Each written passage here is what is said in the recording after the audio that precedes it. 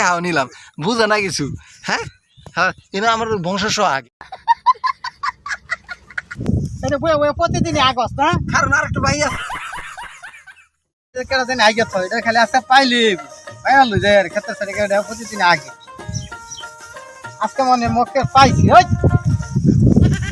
প্রতিদিনই আগস না কারণ আর একটু ভাই আছে। আর একটু বাহি আছে হ্যাঁ হাইকে পুরাইছে পুরো এই যে সাইডটা প্রতিদিনই তুই আগস না ওই আগে না তো। আরে আমি কি করছিস যে শুনো, এ খালি হালকা আসছি, আমি তো প্রতিদিন আগে না, আগে না এক সপ্তাহ ধরে রাখতেছি। আমার টয়লেটটা খারাপ এক তো। সপ্তাহ হলে এই পুরো ভাতরের কাজ সব আগে দিছে এর মধ্যে আসছে এই জায়গার মধ্যে আসছে কারা ওটার মধ্যে আমি আগে না, ওটার মধ্যে আমার ছোট ভাই আছে। শুরু ভাই নাচছে আর সেইটা আসছে কারা ও ওটা ওটা একদিন আমার কাহা বইছিল।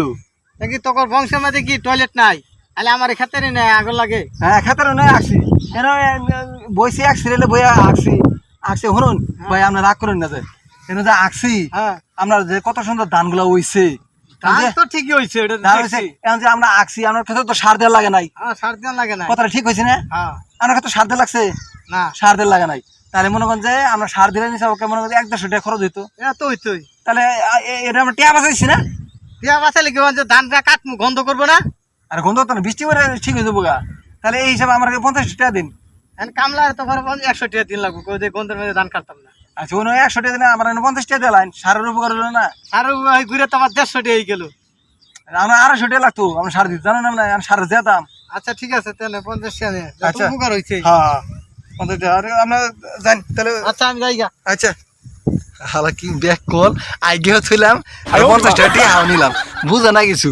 হ্যাঁ হ্যাঁ, কিন্তু আমার বংশ আগে আমি আগলাম, আমার কাহা আগে, আমার ভাই আগে, এক সিরিয়াল একটা আগা দিছি না, একবার মনে হচ্ছে ক্ষেতের ঘাস তুরি পুড়িয়ে যাচ্ছে।